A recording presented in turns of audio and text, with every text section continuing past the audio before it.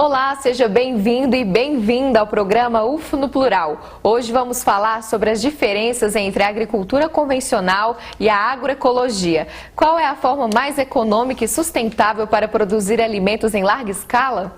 Para falar sobre o assunto, eu converso com o professor Oswaldo Toshiyuki Hamawaki, coordenador do programa de pós-graduação em agronomia da Universidade Federal de Berlândia, e professora Cristiane Betanho, coordenadora do Centro de Incubação de Empreendimentos Populares Solidários, CIEPS-UFO.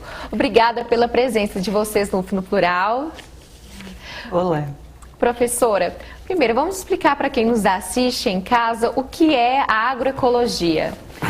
A agroecologia é um conjunto de princípios que tem por objetivo equilibrar a existência do homem e dos demais seres no meio ambiente.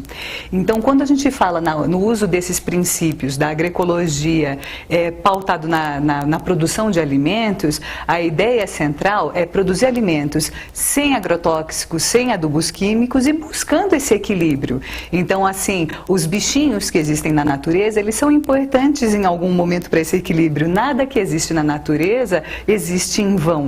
Então a ideia central é promover o equilíbrio da natureza, né? Deixar que as culturas existam de forma dinâmica, né? Bastante diversa, e que então a gente tem uma produção em uma escala menor, no entanto numa diversidade muito maior, o que é extremamente interessante para o homem do campo, principalmente na agricultura familiar, e para o consumo então local, né? Pensando nas localidades produtivas. Professor Oswaldo, a professora Cristiane falou algo muito interessante, essa preocupação com o meio ambiente. Hoje é também uma tendência na agricultura convencional preocupar com a questão da sustentabilidade? Sim.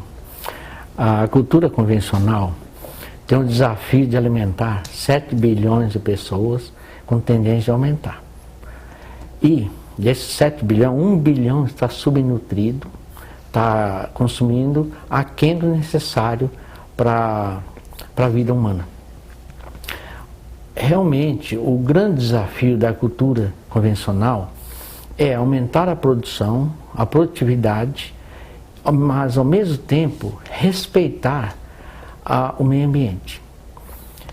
Quanto a isso, o Brasil, como um dos líderes mundiais na produção de alimentos, tem uma legislação ambiental bastante, vamos dizer, abrangente e que é respeitado nos principais mercados consumidores. Porque o consumidor europeu, principalmente, ele está bastante exigente. Então, quanto a esse aspecto ambiental, uso de defensivo inadequado, uso de mão de obra infantil, exploração mão de obra de forma escravidão, e principalmente respeito ao ambiente. Então, quanto a isso, o consumidor é muito exigente e o Brasil tem que adequando. Para isso tem a pesquisa, e eu acredito que tem que avançar bastante nessa área ainda, é muito incipiente. Professora Cristiane, comentou essa importância de se trabalhar o local, né? A agricultura familiar que ajuda a abastecer, né, o local, cidades, regiões. Como que está isso hoje em Uberlândia? Interessante, né? Retomando para poder responder essa pergunta, a fala do professor, né? Se diz muito essa questão mesmo. Existe mais de 1 bilhão de pessoas passando fome. E essa é uma coisa muito importante para a gente refletir. Só que também existem uma série de pesquisas dizendo que não falta alimento. Que na verdade o que a gente tem é uma péssima distribuição dos alimentos que são produzidos, né?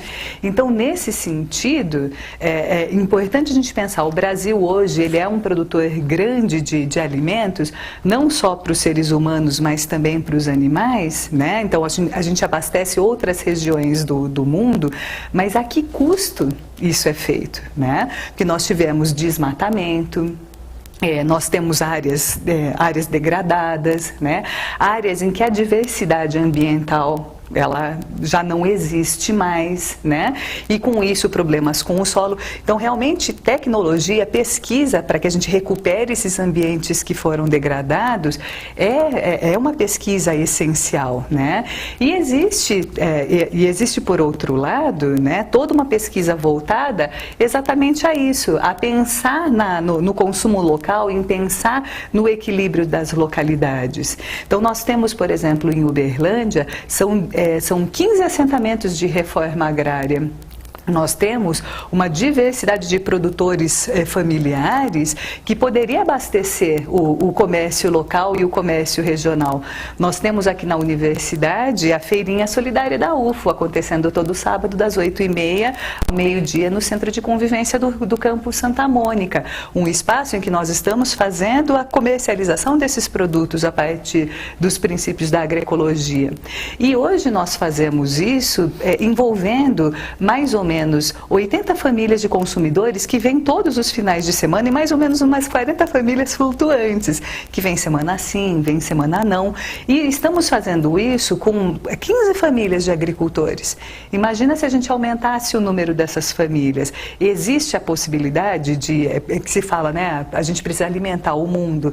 Existe a possibilidade de alimentar o mundo a partir dos princípios agroecológicos? Sim, mas a partir dessa dinâmica da localidade. É o que se acredita, né? Que a partir dessa dinâmica da localidade, produzir alimentos aqui e consumi-los aqui, no máximo na macro-região, na micro-região. Professor Oswaldo, hoje nesse contexto atual da agricultura brasileira, vamos dizer assim, qual que seria aí o espaço do agricultor familiar, o espaço do agricultor que segue a cultura mais convencional? Como é que está aí essa divisão? Já está mais equilibrado, não está? Se quiser fazer uma retomada histórica e comentar um pouquinho como está hoje, fica à vontade, professor. A cultura familiar, nos últimos 20 anos, foi bastante incentivada pelos diferentes governos. Isso foi muito positivo. É praticamente responsável por cerca de 60% de todo o abastecimento de alimento no país. Então isso é muito salutar para a população brasileira, porque o maior consumo de defensivos realmente ocorre nessa cultura convencional do agronegócio, a exportadora. E o exemplo da cultura agroecológica mostra que é possível produzir sem utilizar nada de defensivos. Então isso tem que pautar a cultura convencional, porque a cultura convencional não tem muita pesquisa ou não é levada a sério no que diz respeito ao uso racional de defensivos de outros insumos. Se nós utilizarmos o exemplo extremo da cultura ecológica, não utiliza nada desses insumos químicos industriais, então mostra que nós podemos trilhar por um caminho onde temos que racionalizar o uso de defensivos. Isso é necessário. Então, mais do que passando do momento da pesquisa, principalmente na universidade, voltar os olhos e o foco, investir mais no impacto dos insumos agrícolas na saúde e no ambiente. Isso aí está muito aquém do necessário, mesmo porque o mercado internacional exige, e nós sabemos que na área que eu atuo, cultura de soja, com o advento do transgênico, que hoje, vamos dizer, já representa cerca de 95% da área plantada com soja, o uso indiscriminado de defensivo, principalmente o glifosato, tornou-se cotidiano.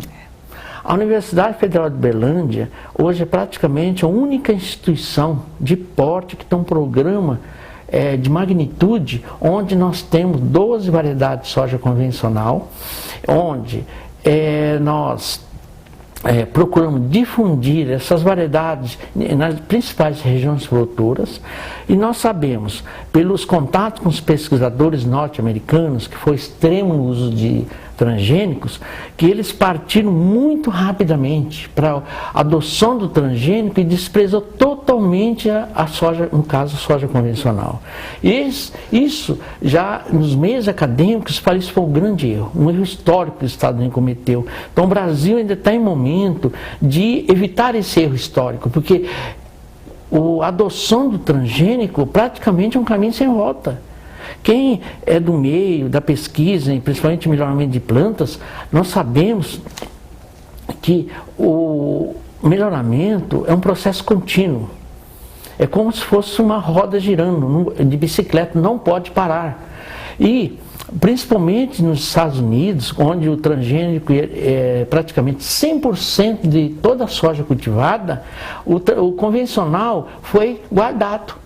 2 anos que fica guardado já é como se fosse na Fórmula 1. Isso representa 10, 15 posições para trás, já ficou. E o Brasil não. Nós nunca paramos nos últimos 20 anos com o programa soja. Continuamente nós estamos colocando nosso material no mercado, Mato Grosso, nas principais regiões produtoras, e onde tem se mostrado bastante competitivo. Então, esse é o caminho. Eu acho que nós tínhamos que aliar o exemplo da agroecologia, e onde não consome praticamente nenhum defensivo, e o agronegócio refletir sobre isso. O produtor tem que refletir. Ele está alimentando a geração futura, as crianças, a família, os animais, o meio ambiente. Tem que refletir. Ele não pode querer produzir a qualquer custo. E para isso tem que ter o suporte da pesquisa. A pesquisa é o único que tem a solução para minimizar o impacto tanto ambiental sobre os seres humanos e animais desse uso indiscriminado de defensivos. Falando em pesquisa, professora Cristiane, o CIEPS também apoia, né, as pesquisas. Conta pra gente um pouco sobre o que é o CIEPS, o trabalho que é realizado. Nossa, o professor Oswaldo falou uma coisa tão importante, né? Realmente, assim, o papel da universidade nesse processo, né? Que realmente a universidade, ela sai na frente com essa capacidade de olhar para um problema e ir para a sua raiz, né? Sem a pressão do mercado, que sempre, né, tá ali, olha, a gente precisa produzir mais e precisa produzir a qualquer custo. Nós devemos, inclusive, né, nos afastar dessa competição. A gente precisa refletir nessas questões para pensar nos desdobramentos futuros dos problemas. Quando o professor fala dos transgênicos, realmente é uma preocupação muito grande. O que vai acontecer no futuro, né? Nós não sabemos o impacto sobre a saúde humana, sobre o meio ambiente, ele vai ser sentido no futuro.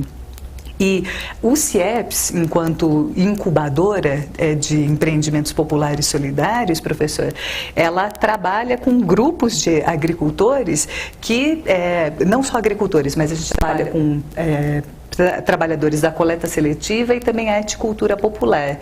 E o papel do CIEPS, então, é assessorar esses grupos para que eles possam produzir e comercializar, né, sua produção, então eles possam gerar riqueza e, ao mesmo tempo, se apropriar da riqueza que é gerada pelo próprio trabalho.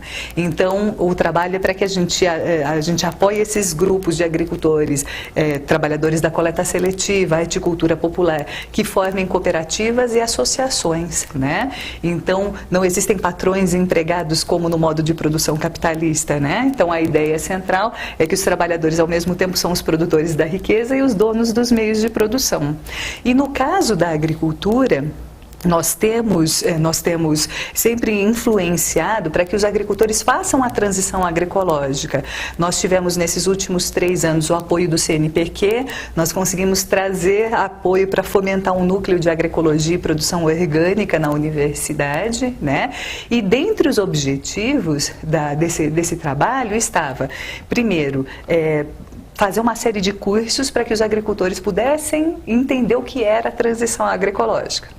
2, formar uma equipe de assistência técnica para prestar assessoria para os agricultores que terminaram o curso e falaram, eu quero fazer a transição agroecológica. E durante esse período de acompanhamento, mais uma série de cursos, né, e outras estratégias de formação que visassem a fazer com que esses grupos de agricultores apreendessem conhecimento sobre como ocupar os mercados, para ao invés de vender os produtos para atravessadores, que eles próprios se aproximassem da população e pudessem fazer, né, a comercialização dos produtos. Por isso a feirinha solidária da UFO. Mas, né, assim, retomando a fala do professor, essencial, a gente não faz isso sem as sementes, professor. Porque o senhor está falando sobre a questão dos transgênicos e sobre as sementes que acabam ficando na gaveta, não se desenvolvem mais, a gente está perdendo o patrimônio genético.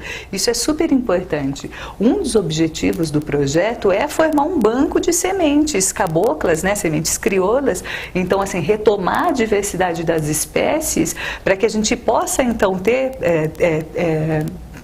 para nós, né, o controle desse patrimônio genético e que os agricultores não fiquem, que eles não fiquem à mercê também dessa indústria, né, porque as sementes também viraram uma mercadoria dentro desse processo, né, e a ideia central é desmercadorizar, porque afinal de contas, alimento não pode ser considerado uma mercadoria, né, ele é essencial para a vida.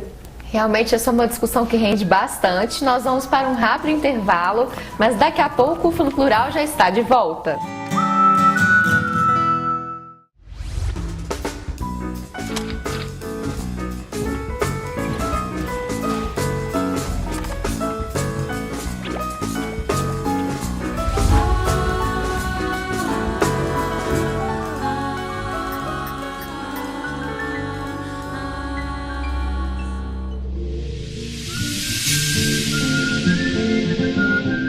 Há mais de 2 décadas, a TV universitária, comprometida com a informação, cresce ao lado do público. Cria, experimenta, inova e divulga conteúdo educativo e cultural.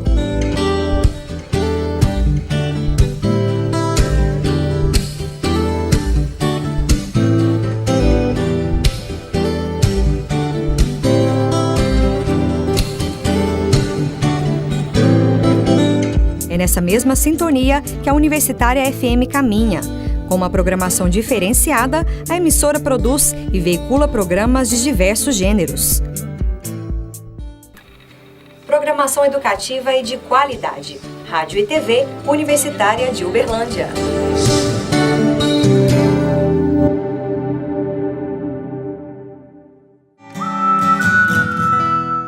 O programa UFO no Plural está de volta e conversamos sobre o que é a agricultura convencional e a agroecologia. Para falar sobre o assunto, eu converso com o professor Oswaldo Toshiyuki Hamawaki, coordenador do programa de pós-graduação em agronomia da Universidade Federal de Uberlândia, e a professora Cristiane Betanho, coordenadora do Centro de Incubação de Empreendimentos Populares Solidários, CIEPS-UFO.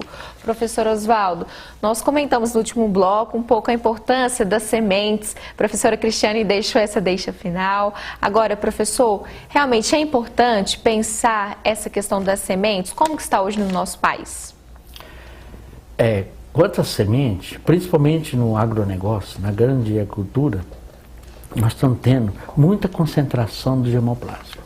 No milho, eu acredito que já praticamente nós perdemos essa batalha. As empresas multinacionais, as grandes empresas, praticamente dominam 100% do mercado. E não tem espaço para a pequena empresa, porque é onde o germoplasma, vamos dizer que está todo o segredo da competitividade da cultura. Na soja, até o momento, eles não conseguiram o mesmo, vamos dizer, o domínio que tiverem outras culturas como o milho. Por quê? É porque tem um exemplo de algumas empresas nacionais, como aquela TMG do Mato Grosso, que tem um programa próprio de melhoramento, temos a Embrapa e temos a Universidade Federal de Uberlândia, que atualmente é a única que tem um programa totalmente convencional. E o grande receio nosso é que ocorra com a soja o que ocorreu com o milho. Atualmente tem semente de soja que você praticamente já paga, vamos dizer assim, pela tecnologia, pelo todo aparato científico que as empresas investiram, principalmente em transgênicos, já chega a cobrar numa saca por um hectare cerca de 300, 350 reais.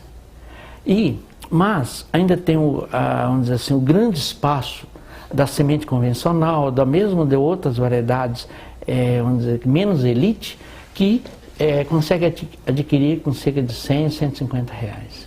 Isso aí é muito diferente do milho, porque o milho, se você pensar no material de elite, o material mais produtivo, o semente para um hectare mais barato que você encontra no mercado é cerca de 300, 350 reais. Mas tem aquelas últimas tecnologias em termos de soja transgênica, principalmente BT, que chega a 740 reais para 1 hectare de milho.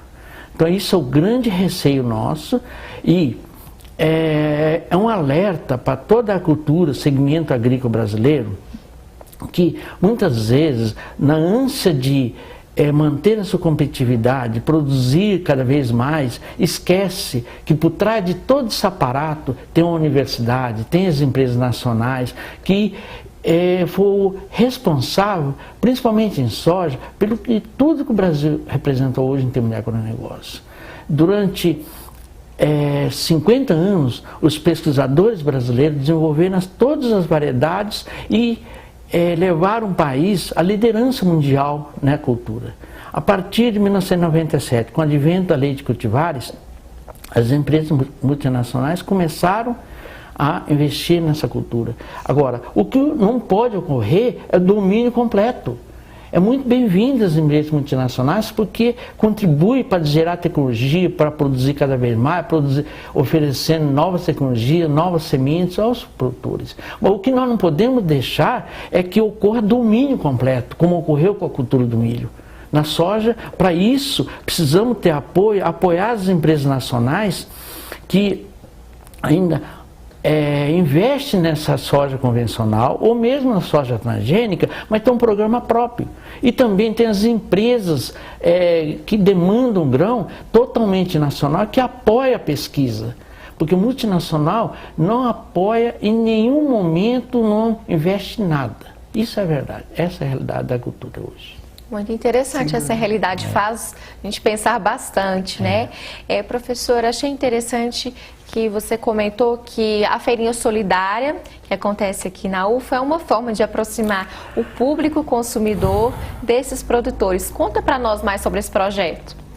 A Feirinha Solidária da UFO, ela é resultado do projeto do Núcleo de Agroecologia e também do nosso trabalho, né, com o assessoramento dos grupos de trabalhadores no processo de incubação, né? E o legal é que a feirinha fez 1 ano, professor, né? Agora, em novembro, nós tivemos todas as festividades, né, de 1 ano de feirinha e durante esse tempo, né, nós fizemos então todo o processo de assessoramento para os agricultores, para que eles pudessem aumentar não só a produtividade, mas também a variedade da produção, né? Para que nós pudéssemos ter, então, alimentos diferentes para que as pessoas... Nosso sonho de consumo é que o consumidor não precise sair da feirinha para comprar nada no mercadinho, né? Então, aos poucos, a gente já tem a maior parte das verduras, né? Os legumes. Meu sonho é que a gente tenha a cebola também em escala, o alho. Nós não temos batata, mas nós temos a mandioca. Mas a ideia central é, trabalhando num projeto muito interdisciplinar, que a gente consiga, inclusive, fazer com que as pessoas experimentem coisas diferentes. Que eu acho que um dos maiores problemas dessa dominação que o professor falou, né, das empresas multinacionais, as transnacionais, também diz respeito ao processo cultural. Hoje, o brasileiro médio come arroz, feijão, batata, bife e a salada dele é tomate e alface. Né? Mas ele não come coisas diferentes. E nós temos cultivares diferentes, nós temos tipos de milhos diferentes que desapareceram, né? Espécies de alfaces e as plantas alimentícias não convencionais. Então tem um monte de coisas que são comestíveis, que fazem bem à saúde. O Ora Pronobis, para mim que sou de São Paulo, o Ora Pronobis foi uma descoberta, né? E o nível proteico dele, que é enorme. O pessoal do curso de nutrição tem nos apoiado muito a partir da professora Érica Tassi e dos seus bolsistas, né? Então nós temos o desenvolvimento de receitas. O pessoal do curso de nutrição todo final de semana vai conversar com os consumidores e distribuir receitas para que as pessoas possam aproveitar melhor os alimentos, porque daí a ideia central é que a gente tenha uma aproximação da cidade, né, do trabalhador da cidade com o trabalhador do campo, e uma aproximação que seja real, que não seja só pelo processo do consumo em si, mas que você entenda as necessidades do outro, né? E por isso a gente fala em praticar o preço justo. Ele tem que ser justo para o agricultor, que não vai ser explorado pelo supermercado, que claro que para poder vender lá, ele precisa de uma margem, e isso significa que ele paga menos para o produtor. Então o produtor vende direto, ele retém para si aquela margem que ficaria para o supermercado. Mas também tem que ser um preço justo para o trabalhador da cidade, que merece comer bem, que precisa comer bem. A alimentação é a base da vida, né? E quando a gente fala desse processo, né, da organização capitalista dos mercados, para que a gente precisa aumentar constantemente a produtividade? Para que a gente precisa aumentar constantemente a lucratividade, né? Se isso for à custa do meio ambiente, será que vale a pena? Porque amanhã nós não estaremos aqui, mas os nossos filhos, os nossos netos, os nossos trisnetos estarão aqui. Que tipo de planeta eles vão herdar? Essa é uma pergunta sempre muito importante, né? Então, o conceito de sustentabilidade, ele tem que levar em consideração também a diversidade, porque se a gente mata coisas nessa diversidade, em algum momento essas coisas vão fazer falta, né? Então a ideia da feirinha é também trabalhar essa questão da sustentabilidade, do aspecto social da sustentabilidade, então aproximando o trabalhador do campo e da cidade, mas também a questão de respeitar a escolha do trabalhador, que diz, eu quero produzir de forma diferente, né? Quero produzir de forma sustentável. Essas feirinhas acontecem sempre aos sábados? Aos sábados, né? Aqui no campus Santa Mônica da universidade, das 8h30 ao meio-dia, todos os sábados.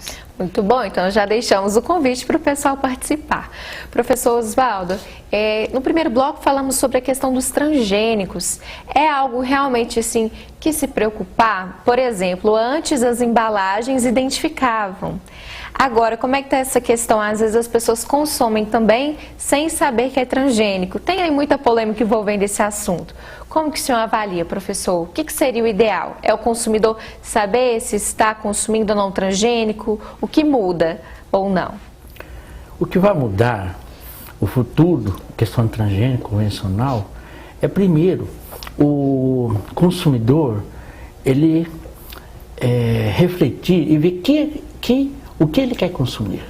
E o produtor, os grandes empresários, que esse Brasil afora só de soja cultiva 33 milhões de hectares, tem que refletir, tem que parar, pensar qual a agricultura que ele quer para o futuro e o que ele quer deixar em termos de herança, tanto para o consumidor como para a sua futura geração.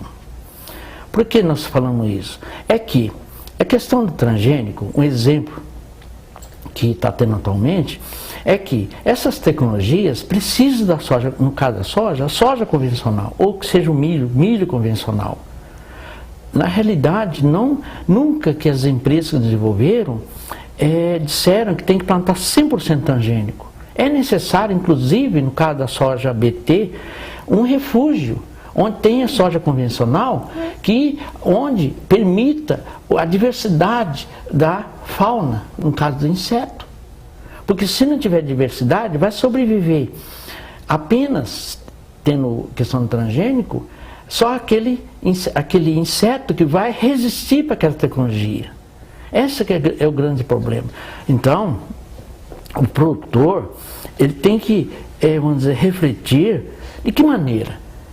Apoiando a pesquisa, principalmente nas universidades, que eu não vejo uma maneira assim como ocorre, principalmente nos Estados Unidos, que é o grande player mundial na produção de alimentos há mais de um século.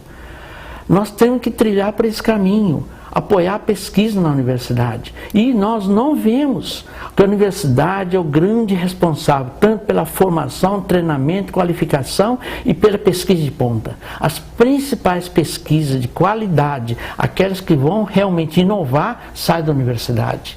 E a solução da cultura brasileira está em cada vez mais, o Brasil como um grande player, o líder mundial na produção de alimentos, não está investindo o necessário para sustentar essa agricultura. E nós temos que pensar que, a um determinado momento, o próprio mercado internacional, o próprio consumidor brasileiro vai reagir exigindo mais qualidade. E se a pesquisa não partir desde esse momento, investir em qualidade, principalmente pesquisa de qualidade, preocupando com a sustentabilidade ambiental, humana e animal, não vamos chegar num ponto onde o consumidor vai rejeitar esse alimento. Isso já está ocorrendo em alguns determinados tipos de transgênico. Ou então um produtor que, mesmo convencional, ele não faz uso racional dos insumos. Essa é a grande preocupação e fica para refletir, e nós da universidade temos que pensar nisso. E é com essa reflexão que o UFO no Plural de hoje termina. É um assunto que rende bastante, infelizmente o tempo é pouco, mas numa próxima oportunidade podemos falar mais sobre o assunto. Obrigada pela participação, professor Osvaldo. Professora Cristiane, obrigada também pela sua presença aqui no programa. Obrigada pela oportunidade, né? Realmente eu agradeço pela oportunidade e nós precisamos cada vez mais ter esse tipo de debate para toda a comunidade estar consciente da necessidade da universidade cada vez mais participar na pesquisa. Pesquisa e extensão indissociada da pesquisa e do ensino, né, professor? Isso. A gente está todo mundo no mesmo barco. E é destacando então a importância dos projetos de pesquisa e extensão que nós encerramos nosso programa de hoje. O UFO no Plural chegou ao fim, mas na próxima semana você confere a retrospectiva de assuntos que se destacaram no programa em 2016. Até lá!